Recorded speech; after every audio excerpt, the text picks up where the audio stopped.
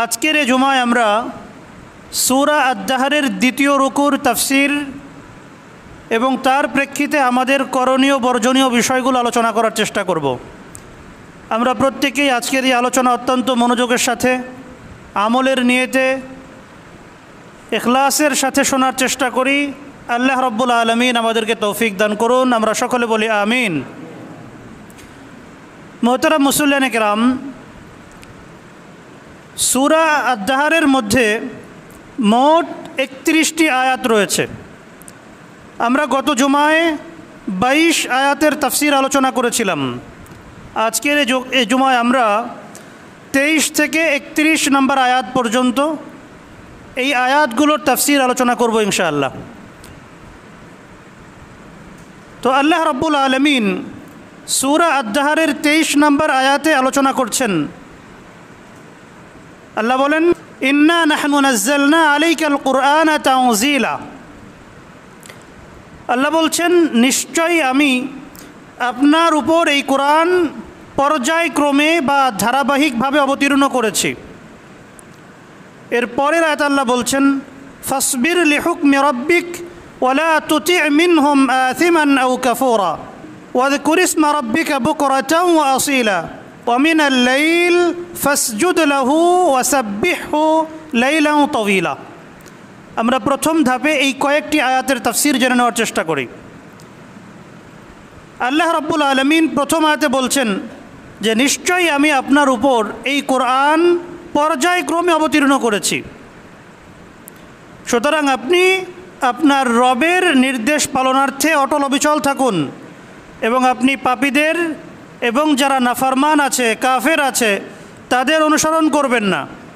আপনি সকাল সন্ধ্যা আপনার রবের নামে জিকির করুন, তাকে স্মরণ করুন এবং রাতেও তাকে স্মরণ করুন, তাহাজ্জুদের নামাজ আদায় করুন এবং দীর্ঘ রাত তার তাসবিহ পাঠ করুন। এই যে আয়াতগুলো, আল্লাহ রাব্বুল আলামিন সর্বপ্রথম যে কথাটি বললেন যে আমি আপনার কাছে এই কোরআন পর্যায়ক্রমে ধাপে ধাপে অবতীর্ণ করেছি। তো কোরআন মাজিদকে আল্লাহ রাব্বুল আলামিন কিভাবে অবতীর্ণ করেছেন, এই জিনিসটা আমাদের জানা জরুরি। কোরআন মাজিদ অবতীর্ণ হওয়ার মৌলিক 3টি ধাপ রয়েছে। প্রথম ধাপ, আল্লাহ রাব্বুল আলামিন তার বিশেষ কুদরতে তার এই কালামকে লৌহে মাহফুজে লিখে দিয়েছেন, জিবরিল আমিনের হৃদয়ে বসিয়ে দিয়েছেন। দ্বিতীয় ধাপ, লৌহে মাহফুজ থেকে হযরত জিবরিল আমিন এই কোরআনকে গ্রহণ করে তিনি এটা প্রথম আসমানের বাইতুল ইজ্জত নামক একটি স্থানে নিয়ে এসেছেন। প্রথম আকাশে একটি জায়গা আছে, একটি বিশেষ ঘর আছে যেটার নাম বাইতুল ইজ্জাহ, সম্মানের ঘর, মর্যাদার ঘর। হযরত জিবরিল আমিন এই ঘর পর্যন্ত নিয়ে এসেছেন। এটা দ্বিতীয় ধাপ।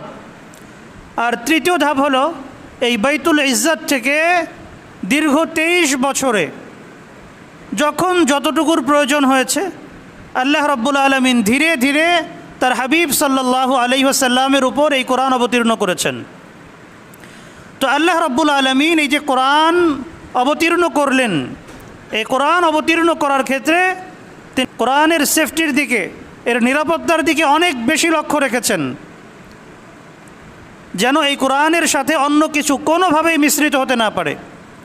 হযরত জিবরিল আমিন যখন লৌহে মাহফুজ থেকে এই কোরআন নিয়ে প্রথম আকাশে এসেছেন, তখন তার সাথে অনেক অনেক সংখ্যক ফেরেশতা, তাফসীরের কিতাবগুলোতে আছে 70,000 ফেরেশতা হযরত জিবরিল আমিনের সাথে এই কোরআনে কারীমের পাহারাদার হিসাবে অবতীর্ণ এসেছেন। সুবহানাল্লাহি ওয়া বিহামদিহি। হযরত জিবরিল আমিনই তো অনেক বড় ফেরেশতা, অনেক শক্তিশালী ফেরেশতা। আল্লাহ রাব্বুল আলামিন যার প্রশংসা করেছেন, আল্লাহ বলেছেন আল্লামাহু শাদীদুল কুওয়া, একজন প্রচণ্ড শক্তিধর ফেরেশতা তাকে এই কোরআন মাজিদ শিক্ষা দেন। তাহলে যে ফেরেশতা এত শক্তিশালী, তার সাথে তো অন্য কোনো ফেরেশতার আসার দরকার ছিল না। তারপরেও আল্লাহ রাব্বুল আলামিন এই কোরআনের মর্যাদার কারণে সাথে বাড়তি বহুত ফেরেশতা দিয়ে দিয়েছেন। এটা কোরআনের মর্যাদার প্রকাশ, কোরআনের তাজিমের প্রকাশ। এবং এই কোরআনকে আল্লাহ রাব্বুল আলামিন যখন প্রথম আকাশ থেকে তার নবী, তার হাবিব হজরত মুহাম্মদ সাল্লাল্লাহু আলাইহি ওয়াসাল্লামের কাছে প্রেরণ করেছেন, তখনও অনেক অনেক ফেরেশতা সাথে এসেছেন এবং তারা যথাযথভাবে এই কোরআনকে নবীজির কাছে পৌঁছে দিয়েছেন। আল্লাহ রাব্বুল আলামিন সূরা হামিম আস-সাজদার এক আয়াতে বলেছেন, লা ইয়াতিহিল বাতিলু মিন বাইনি ইয়াদাইহি ওয়ালা মিন খালফিহি তানজিলুম মিন হাকিমিন হামিদ। ডান থেকে বাম থেকে কোনো দিক থেকেই এই কোরআনে কোনো ধরনের মিথ্যা, কোনো ধরনের অসার বিষয় অন্তর্ভুক্ত হতে পারে না। সব দিক থেকে একে নিরাপত্তা দেওয়া হয়, একে প্রোটেকশন দেওয়া হয়, কারণ এটা অবতীর্ণ হয়েছে প্রশংসনীয় এবং পরাক্রমশালী আল্লাহর পক্ষ থেকে। তো আল্লাহ রাব্বুল আলামিন এই কোরআনের হেফাজতের জন্য বিশেষ ব্যবস্থা নিয়েছেন। এর পূর্বে যত আসমানি কিতাব তিনি নাজিল করেছিলেন, কোনো কিতাবের হেফাজতের জন্য বিশেষ কোনো ব্যবস্থা নেওয়া হয় নাই। এই কারণে এই কিতাবগুলো বাতিল হয়ে গেছে, নষ্ট হয়ে গেছে, মানুষ বিকৃত করতে পেরেছে। আল্লাহ রাব্বুল আলামিন সূরা হিজরের একদম শুরুর দিকে ইরশাদ করেছেন যে এই কোরআন এটা আমি অবতীর্ণ করেছি এবং আমি এই কিতাবের, এই কোরআনের হেফাজত করব। তো আল্লাহ রাব্বুল আলামিন এই যে কোরআন অবতীর্ণ করেছেন, এই কোরআন অবতীর্ণ করার ক্ষেত্রে এত এত বিষয় তিনি কেন লক্ষ্য রাখলেন? যেন কোনো ব্যক্তি এই কোরআনের ব্যাপারে সন্দেহ পোষণ করতে না পারে, এই কোরআনকে নিয়ে কোনো ধরনের কথা বলার কোনো সুযোগ যেন না থাকে। এজন্য আল্লাহ রাব্বুল আলামিন এত শক্তিশালী ফেরেশতার মাধ্যমে নাজিল করার পরেও তিনি এর হেফাজতের জন্য বিশেষ ব্যবস্থা গ্রহণ করেছেন। তো আল্লাহ রাব্বুল আলামিন এই যে কোরআন আমাদের কাছে নাজিল করলেন, এই কোরআন কিভাবে এসেছে? জিবরিল আমিন নিয়ে এসেছেন, এটা তো আমরা জানলাম, কিন্তু জিবরিল আমিন এই কোরআন নিয়ে নবীজির কাছে এসেছেন কিভাবে, ওই তিনি পৌঁছে দিয়েছেন।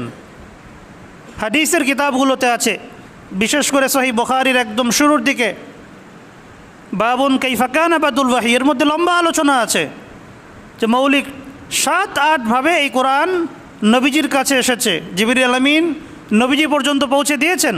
এর মধ্যে একদম মৌলিক কিছু পদ্ধতি আছে, তার মধ্যে একটা হলো হজরত জিবরিল আমিন তার আসল আকৃতিতে এসে হজরত নবীজির কাছে কোরআন পৌঁছে দিয়েছেন, ওহী পৌঁছে দিয়েছেন।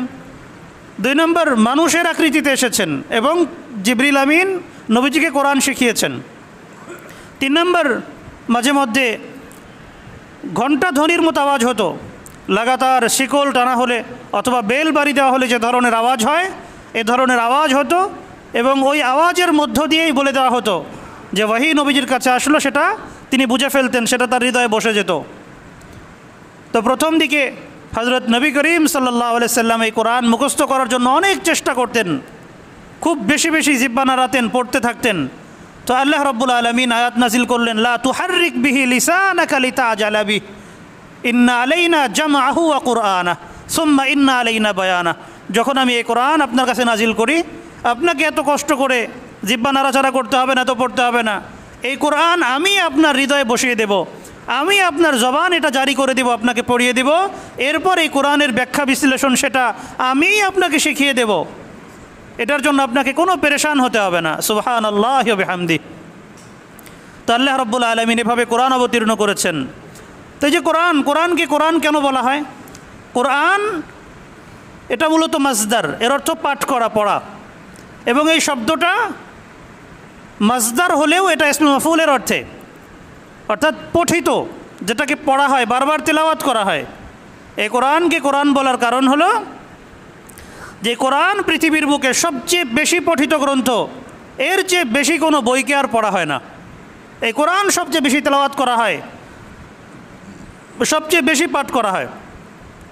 এবং কাফের যারা আছে তারা এই কোরআনের তেলাওয়াত বন্ধ করার জন্য, মানুষকে এই কোরআন থেকে বিমুখ করার জন্য অনেক চেষ্টা করত।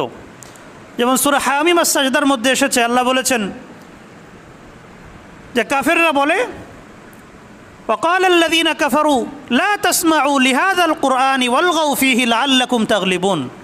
কাফেররা একে অন্যকে বলে, যখন কোরআনের তেলাওয়াত করা হয় তখন তোমরা এই কোরআন শুনবে না এবং চিল্লাপাল্লা করতে থাকবা, শোরগোল করতে থাকবা, তোমরা তো শুনবাই না, তোমাদের চিল্লাপাল্লার কারণে অন্য অন্য লোকজন যেন শুনতে না পারে, বিশৃঙ্খলা করবা, তাহলে আশা করা যায় তোমরা বিজয়ী হতে পারবা। লোকজন যদি কোরআন শুনতে না পারে তাহলে এর উপর ঈমানও আনতে পারবে না, তোমরা জিতে যাবা, এ ধরনের ষড়যন্ত্র তারা করত। তো আল্লাহ রাব্বুল আলামিন তার অবতীর্ণকৃত এই যে কিতাব, এর নাম দিয়ে দিয়েছেন কোরআন, অর্থাৎ সর্বাধিক পঠিত কিতাব। ওদের চেষ্টা আল্লাহ রাব্বুল আলামিন ব্যর্থ করে দিয়েছেন।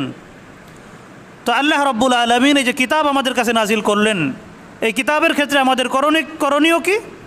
আমাদের করণীয় হচ্ছে আমরা যেন এই কিতাবের বিধানগুলোকে যথাযথভাবে মেনে চলার চেষ্টা করি, এবং এক্ষেত্রে যত ধরনের বাধা বিপত্তি আসবে সেগুলোকে তোয়াক্কা না করে এর উপরে অটল অবিচল থাকার চেষ্টা করি। আল্লাহ রাব্বুল আলামিন এর পরের আয়াতে বলছেন, ফাসবির লিহুকমি রাব্বিক, আপনি আপনার রবের বিধানের উপরে অটল অবিচল থাকুন।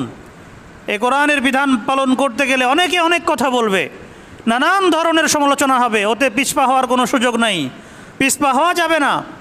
তারা আপনাকে এর থেকে সরিয়ে দিতে চাইবে, কিন্তু আপনি সরবেন না, অটল অবিচল থাকবেন। ওয়ালা তুতি মিনহুম আথিমান আও কাফুরা, তাদের মধ্যে যারা কাফের আছে, লোকদের মধ্যে যারা কাফের, লোকদের মধ্যে যারা পাপাচারী, ওদের আনুগত্য আপনি করবেন না। আপনি আপনার রবের নির্দেশের উপরে অটল অবিচল থাকুন। আমাদেরকে সৃষ্টি করেছেন কে? আমাদেরকে জীবন দিয়েছেন কে? সুতরাং আমাদের জীবন চলার পথে বিধান হবে কার? আল্লাহর।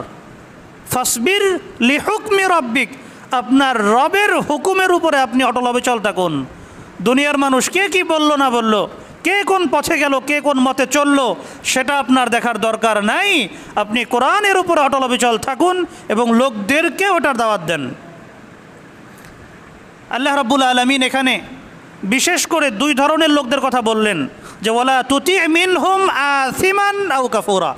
এক নম্বরে বলছেন যারা পাপাচারী, তাদের পথে আপনি চলবেন না, তাদের আনুগত্য করবেন না। আর দুই নম্বরে বলেছেন যারা কাফুর, অকৃতজ্ঞ, কাফের অথবা মুসলমান হলেও অকৃতজ্ঞ, আল্লাহর বিধান মানে না, এদের পথে আপনি চলবেন না।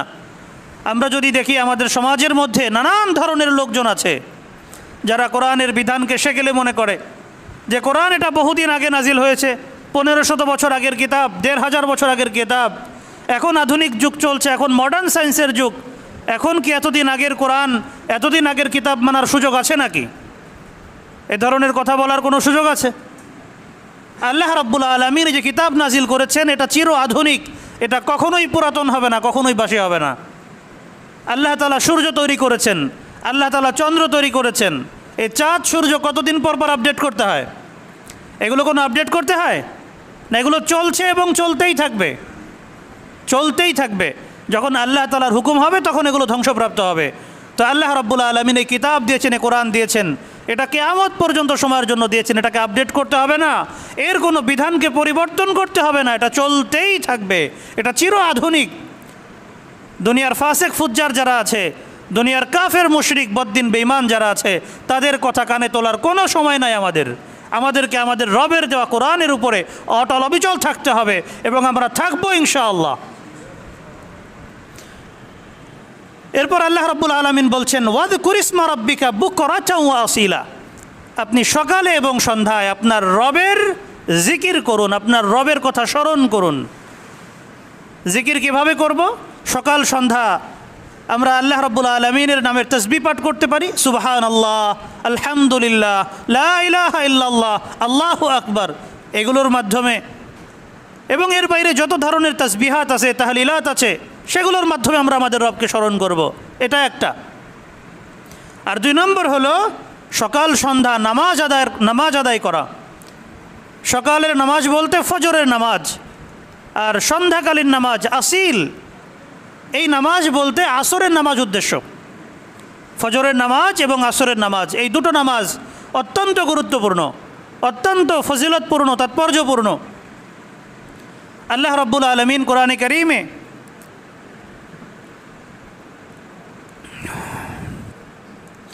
আল্লাহ রাব্বুল আলামিন কোরআনুল কারীমের সূরা বনী ইসরাঈল ইরশাদ করেছেন, ওয়াহাফিজু আলাস সালাওয়াত ওয়াস সালাতিল ওয়ুসতা ওয়া কুমু লিল্লাহি কানিতিন, তোমরা নামাজের ব্যাপারে যত্নশীল হও। যত নামাজের বিধান আমি দিয়েছি, 5 ওয়াক্ত নামাজ, এই 5 ওয়াক্তের নামাজ আদায়ের ব্যাপারে যত্নশীল হও। বিশেষ করে সালাতুল ওয়ুসতা বা মধ্যম সময়ের নামাজ যেটা, সেটার ব্যাপারে যত্নশীল হও।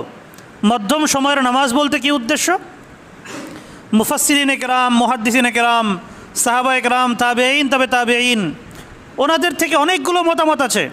তবে সবচেয়ে বেশি প্রসিদ্ধ হলো সলাতুল ওয়ুস্তা বলতে আসরের নামাজ বোঝানো হয়েছে। এবং মুফাসসির মুহাদ্দিসদের বড় একটা জামাত তারা বলেছেন সলাতুল ওয়ুস্তা বলতে ফজরের নামাজকে বোঝানো হয়েছে। আসলে এখানে ফজরের নামাজ, আসরের নামাজ উভয়টাই উদ্দেশ্য হতে পারে। সলাতুল ওয়ুস্তা মানে মধ্যবর্তী সময়ের নামাজ। তো যদি আমরা দিনের শুরু থেকে ধরি, দিনের শুরুতে ফজরের নামাজ, এরপরে জোহরের নামাজ, এবং সূর্য ঢলে যাওয়ার পরে মাগরিবের নামাজ, ইশার নামাজ, তাহলে মাঝে থাকলো কোন নামাজ? আসরের নামাজ। আসরের নামাজকে সলাতুল ওয়ুস্তা বলা হয়েছে। এবং ফজরের নামাজ এটাও সলাতুল ওয়ুস্তা। সূর্য ডোবার পরে দুই নামাজ আমরা পড়ি, মাগরিবের নামাজ এবং ইশার নামাজ। দিনের আলোতে আমরা দুটো নামাজ পড়ি, জোহরের নামাজ এবং আসরের নামাজ, একদম পূর্ণ আলোর মধ্যে হয়।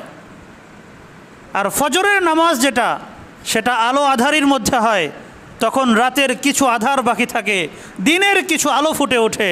তো দিনের আলো আর রাতের আধারের মাঝামাঝি এই যে নামাজ, এটা হলো সলাতুল ওয়ুস্তা বা মধ্যবর্তী নামাজ। সুবহানাল্লাহি ওয়া বিহামদিহি। এজন্য এই দুই নামাজের কথা আল্লাহ রাব্বুল আলামিন বলেছেন যে আপনি ফজরের নামাজ এবং আসরের নামাজ এগুলো অতীব যত্নের সাথে আদায় করুন। আর কি করবেন? ওয়ামিনাল লাইল ফাসজুদ লাহু ওয়াসাব্বিহু লাইলান তাওয়িলা। এবং রাতের বেলায় আপনি আপনার রবকে সেজদা করুন, তাহাজ্জুদের নামাজ আদায় করুন এবং দীর্ঘ রাত তার তাসবিহ পাঠ করুন। এই যে তাহাজ্জুদের নামাজ, রাত্রিকালীন নামাজ, এটা অনেক ফজিলতপূর্ণ। ফরজ নামাজের পরে সবচেয়ে বেশি ফজিলত এই তাহাজ্জুদের নামাজে। তাহাজ্জুদের নামাজ এটা নফল।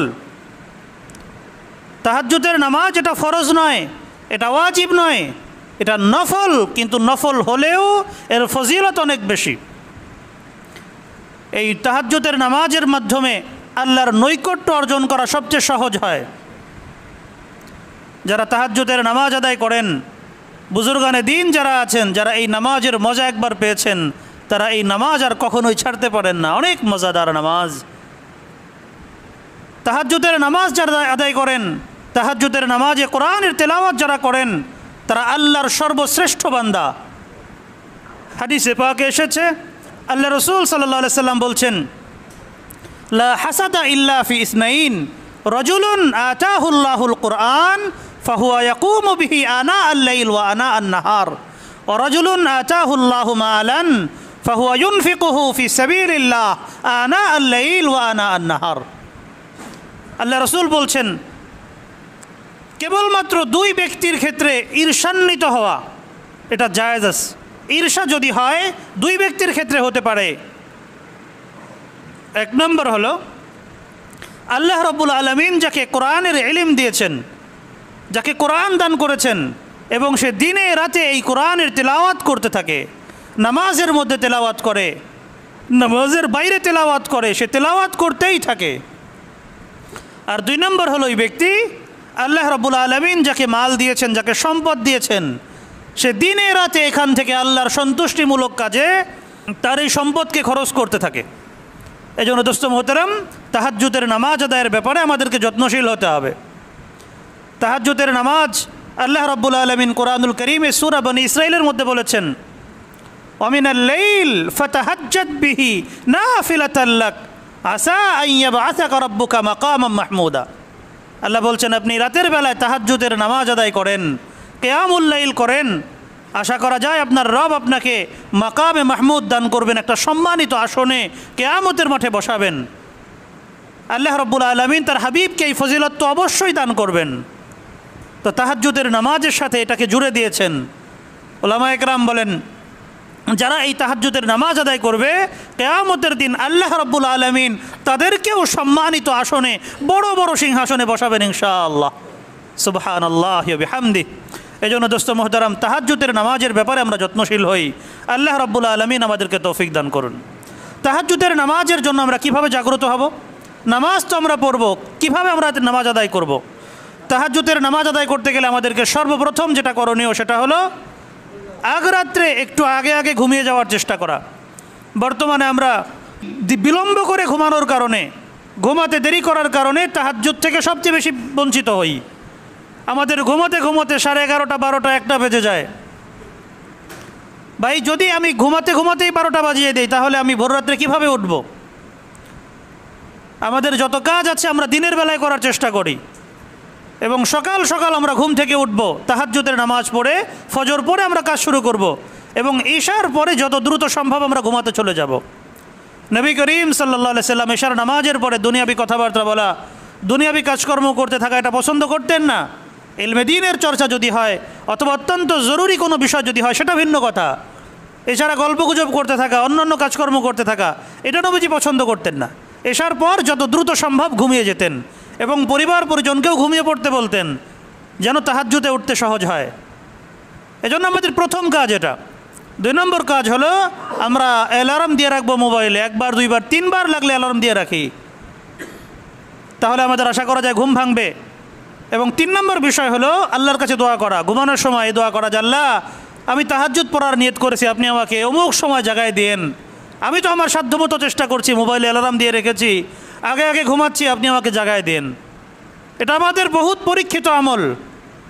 ঘুমানোর সময় যদি এই চিন্তাটা দিলের মধ্যে আনা যায় যে আমি ইনশাল্লাহ তাহাজ্জুদে উঠব, এটা আমাদের বহুত পরীক্ষিত। আমাদের জীবনে অসংখ্য অগণিতবার হয়েছে, যখন মোবাইল ছিল না, ঘড়ি ছিল না, তখনও হয়েছে যেই কয়টার সময় ওঠার নিয়ত করেছি ঠিক ওই কয়টার সময় অটোমেটিক কে যেন ডেকে দেয়, কীভাবে যেন ঘুম ভেঙে যায়, দিলের মধ্যে জেগে উঠে, কিরে তুই না তাহাজ্জুদ পড়বি, এখনও ঘুমাচ্ছিস কেন, ওঠ। এই জন্য দোস্ত মুহতারাম, আমরা জেগে ওঠার নিয়ত করবো ইনশাআল্লাহ। আমরা তাহাজ্জুদের আমলে অভ্যস্ত হওয়ার চেষ্টা করি।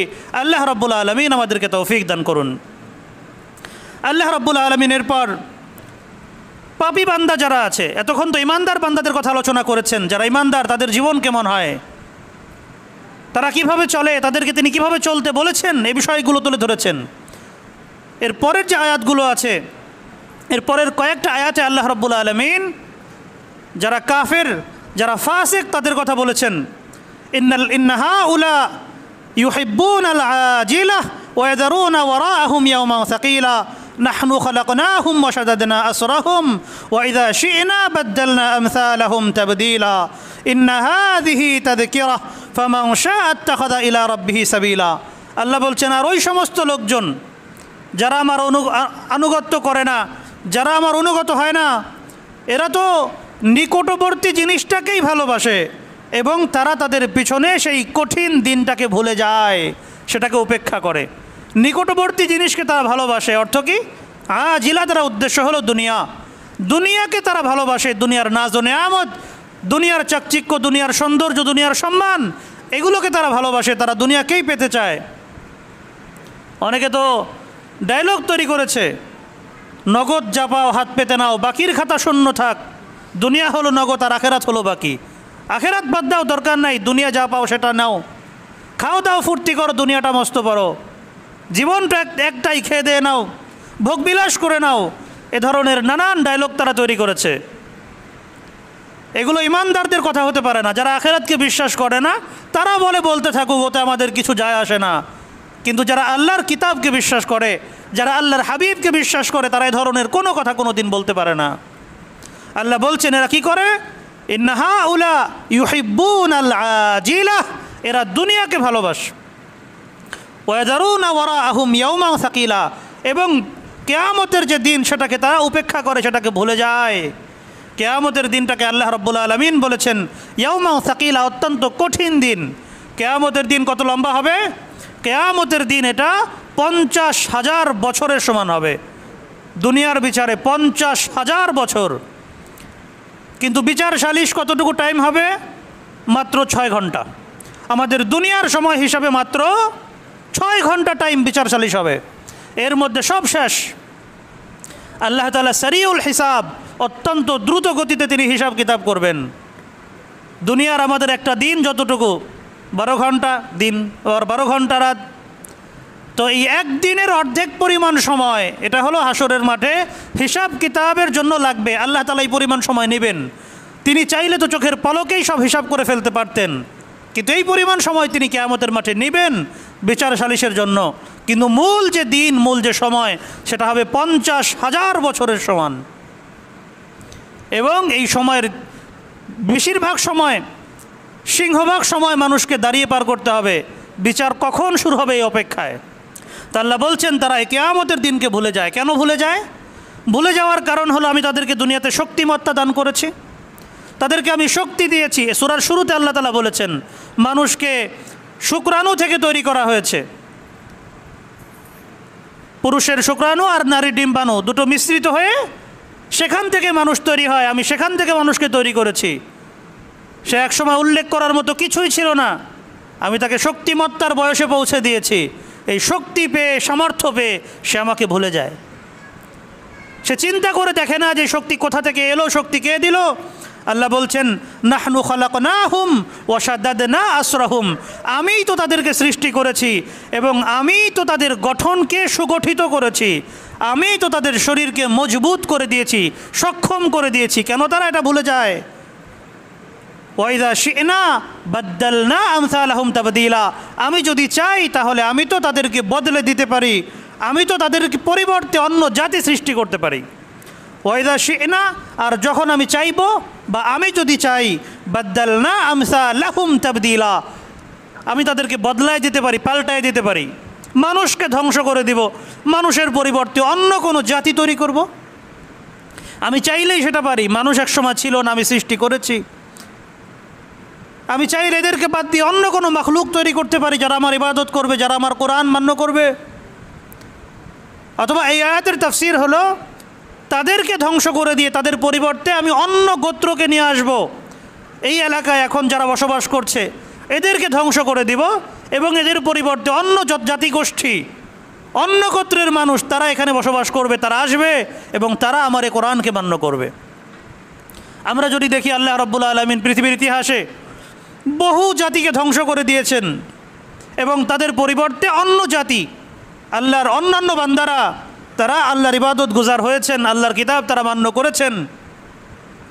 বহু জাতি এই কোরআনকে না মানার কারণে ধ্বংসপ্রাপ্ত হয়ে গেছে, যুদ্ধের ময়দানে পরাস্ত হয়ে গেছে। ওই এলাকা মুসলমান বিজয় করেছেন, সেখানে মুসলমানদের বসতি গড়ে উঠেছে, সেখানে আল্লাহর ইবাদত হয়েছে, বন্দেগী হয়েছে। আমি চাইলে তাদেরকে ধ্বংস করে দিয়ে, তাদেরকে বাদ করে দিয়ে তাদের পরিবর্তে অন্য মাখলুক আমি নিয়ে আসতে পারি, অথবা তাদের পরিবর্তে অন্য জাতিগোষ্ঠী আমি নিয়ে আসতে পারি। আল্লাহ বলছেন ইন্না হাযিহি তাযকিরাহ ফামান শাআ আত্তাখাযা ইলা রাব্বিহি সাবিলা। এই যে কোরআন আমি দিয়ে দিলাম, এটা একটা উপদেশ গ্রন্থ, এটা একটা উপদেশ গ্রন্থ। যে এটা মান্য করবে সে এর ফজিলত পাবে। ফামান শাআ আত্তাখাযা ইলা রাব্বিহি সাবিলা, যে চায় সে এর মাধ্যমে তার রবের পথে পরিচালিত হোক, আর যে না চাবে সে ধ্বংসপ্রাপ্ত হয়ে যাবে, সে জাহান্নামে চলে যাবে। আল্লাহ তাআলা উপদেশ গ্রন্থ দিয়ে দিয়েছেন, এই কোরআন দিয়ে দিয়েছেন। তিনি কোরআন পালন করার ক্ষেত্রে কাউকে বাধ্য করেন নাই, মানুষকে তিনি এখতিয়ার দিয়েছেন, ইচ্ছা শক্তি দিয়েছেন। মানুষ চাইলে মানতেও পারে, মানুষ চাইলে নাও মানতে পারে। ফেরেশতাদেরকে আল্লাহ তাআলা ইচ্ছা শক্তি দেন নাই, তাদেরকে যে বিধান দিয়েছেন ওটা পালন করতে তারা বাধ্য। কিন্তু মানুষকে আল্লাহ তাআলা বাধ্য করেন নাই, ইচ্ছা শক্তি দিয়েছেন, তিনি দেখতে চান মানুষ কি করে। আল্লাহ রাব্বুল আলামিনের পর অত্যন্ত গুরুত্বপূর্ণ একটি বিষয়ের মধ্যে দৃষ্টি আকর্ষণ করেছেন, ওমা তাশাউনা ইল্লা আন ইয়াশা আল্লাহ ইন্নাল্লাহা কানা আলিমান হাকিমা ইউদখিলু মান ইয়াশাউ ফি রাহমাতিহি ওয়াজ-যালিমিনা আ'আদ্দা লাহুম আযাবান আলীমা। আল্লাহ রাব্বুল আলামিন বলছেন যে তোমরা যা কিছু চাও এর সব কিছুই বাস্তবায়িত হবে না, ইল্লা আন ইয়াশা আল্লাহ, তবে আল্লাহ যদি চান, আল্লাহ যেটা চান সেটা বাস্তবায়িত হবে। তোমরা যা কিছু চাচ্ছ সেগুলো বাস্তবায়িত হবে না যতক্ষণ না আল্লাহ রাব্বুল আলামিন চান। ইন্নাল্লাহা কানা আলিমান হাকিমা, নিশ্চয়ই তিনি সব কিছু জানেন, নিশ্চয়ই তিনি অত্যন্ত হিকমতওয়ালা। তো আল্লাহ রাব্বুল আলামিন এই আয়াতের মধ্যে কি বললেন? আল্লাহ বলছেন তোমরা যা কিছু চাও, তুমি যত কিছু করতে চাও, একটা জিনিস চাইবা আর সেটা হয়ে যাবে, বিষয়টা ধরনের নয়, বরং আল্লাহ তাআলা যেটা চাইবেন সেটা হবে। তুমি চাচ্ছ, আল্লাহও যদি চান তাহলে হবে। আল্লাহ তাআলা তোমাকে বাধ্য করবেন না। তুমি একটা জিনিস চাইলা, আল্লাহ তাআলার মর্জি যদি হয়, আল্লাহ তাআলা যদি তোমাকে ঢিল দেন অথবা তোমার চাওয়াটা পূর্ণ করেন তাহলেই হবে, তোমার সব চাওয়া বাস্তবায়িত হবে না। এটা হলো এই আয়াতের মর্ম। তবে এই আয়াতের সরল অনুবাদ যেটা, একদম আমরা যদি আরবি থেকে সরাসরি অনুবাদটা করি তাহলে অনুবাদটা দাঁড়াবে ওমা তাশাউনা ইল্লা ইয়াশা আল্লাহ, আল্লাহ যদি না চান তাহলে তোমরা কিছু চাইতে পারবে না। এই অনুবাদটা ধরে, এই অনুবাদ করে বহু মানুষ তারা পথভ্রষ্ট হয়ে গেছে। তারা বলছে যে আল্লাহ না চাইলে আমরা চাইতেও পারবো না, তাই যদি হয় তাহলে আমরা গুনার কাজ করছি, আমরা অন্যায় কাজ করছি, তাহলে আমাদের দোষটা কোথায়? আমাদের সমাজে দেখবেন এক ধরনের সাধু আছে, কথিত সাধু বাবা আছে, তারা বলে, তারা আল্লাহ তাআলাকে খেতাব করে, আল্লাহ তাআলাকে লক্ষ্য করে বলে যে আমরা মানুষ মাটির পুতুল, যেমন নাচাও তেমন নাচি। আমরা হলো মানুষ মাটির পুতুল, আমাদেরকে মাটি দিয়ে বানাইছো, তুমি যেভাবে নাচাও আমরা সেভাবেই নাচি, পুতুলের কি দোষ? এবং তারা দলিল পেশ করে এই আয়াত দিয়ে যে আল্লাহ বলেছেন যে আমি না চাইলে তোমরা চাইতে পারবে না, তাহলে তো আমাদের চাওয়া, আমাদের সব কিছুর পিছনে আল্লাহ তাআলা দায়ী। আল্লাহ তাআলা চেয়েছেন তাই আমি চুরি করেছি, আল্লাহ তাআলা চেয়েছেন তাই আমি এই গুনাহ করেছি, ওই গুনাহ করেছি। যারা শিরিক করে, হিন্দু যারা আছে, তারাও বলে আল্লাহ না চাইলে তো আমরা শিরিক করতাম না, উনি চেয়েছেন বিধায় আমরা করেছি, সুতরাং আমাদের দোষ কোথায়? এই আয়াতের তর্জমা এটা নয়। তোমরা যা কিছু চাও তার সব কিছুই হবে না, আল্লাহ যতটুকু চাবেন ততটুকু হবে। আল্লাহ তাআলা মানুষকে সব কিছু করার ক্ষমতা দিয়েছেন না কিছু কিছু বিষয়ে ক্ষমতা দিয়েছেন? যদি মানুষের সব কিছু করার ক্ষমতা থাকতো তাহলে কি হইতো? দুনিয়া ঠিক থাকতো না ধ্বংস হয়ে যেত? এখন যদি আমাদের হাতে ক্ষমতা থাকতো, আমার যদি ক্ষমতা থাকতো, আমি যদি যা খুশি তাই করতে পারতাম, পৃথিবীতে ইসরায়েল নামে কোনো দেশ থাকতো নাকি? আমেরিকা নামে কোনো দেশ থাকতো নাকি? কোনো একটা জালেমকে বাকি রাখতাম নাকি? আপনাদের যার যেমন চায় সব যদি বাস্তবায়ন করতেন, তাহলে দুনিয়ায় আল্লাহ রাব্বুল আলামিন যে জন্য আমাদেরকে পাঠিয়েছেন, একটা নির্দিষ্ট সময়, একটা হায়াত আমাদেরকে দিয়েছেন, তিনি পরীক্ষা করতে চান, এই জিনিসটা হতো? ওটা বাস্তবায়িত হতো না। এই জন্য আল্লাহ রাব্বুল আলামিন কিছু বিষয় তার হাতে রেখেছেন আর কিছু বিষয় আমাদের হাতে দিয়েছেন। এই আয়াতের মধ্যে সেই কথাটাই বলা হয়েছে। হযরত আলী ইবনে আবি তালেব রাদিয়াল্লাহু তাআলা আনহু, আলী মুর্তাজা, ওনার কাছে এক ব্যক্তি এসে বলছে যে তাকদীরের বিষয়টা আমাকে একটু বুঝিয়ে দেন, যে আল্লাহ যে বলেছেন ওমা তাশাউনা ইল্লা ইয়াশা আল্লাহ, যে আল্লাহ তাআলা না চাইলে তোমরা চাইতে পারবে না, অথবা তোমরা যা চাও তার সব হবে না, আল্লাহ যদি না চান। আল্লাহ যদি চান তাহলে হবে, আল্লাহ যতটুকু চান ততটুকু হবে। কেন? কারণ আল্লাহ তাআলা হিকমতওয়ালা, আল্লাহ তাআলা জানেন সব কিছু, কখন কতটুকু করতে হবে, কাকে কতটুকু সক্ষমতা দিতে হবে। আল্লাহ তাআলা সবাইকে সব ধরনের সক্ষমতা দেন নাই, সক্ষমতার একটা লিমিট দিয়ে দিয়েছেন। তো হযরত আলী মুর্তাজা তাকে বললেন তুমি এক হাত উঠাও, তো সে এক হাত উঠাইছে। তো হযরত আলী মুর্তাজা তাকে বললেন আর এক হাত উঠাও, সে অপর হাতও উঠাইছে, দুই হাত উঠাই ফেলছে। এরপর বলছেন এক পা উঠাও, সে এক পা উঠাইছে, এক পায়ে দাঁড়ায় আছে, দুই হাত উঁচু, এক পা উঁচু। বলছেন ঠিক আছে এবার ওই পাটা উঠাও। বলছে হযরত আলী খলিফাতুল মুসলিমিন, এটা কীভাবে সম্ভব? এক পা তো মাটিতে থাকতে হবে। তো হযরত আলী বলছেন এটাই তাকদীর, এটাই আল্লাহর দেওয়া সিস্টেম। আল্লাহ রাব্বুল আলামিন তোমাকে ক্ষমতাটা এভাবেই দিয়েছেন, সব কিছু করার ক্ষমতা দেন নাই, আবার ক্ষমতা যে মোটেও দেন নাই এমনটাও করেন নাই। তিনি তোমাকে ক্ষমতা দিয়েছেন, কারণ ক্ষমতা একদমই না দিলে তোমার পরীক্ষা কী করে হতো।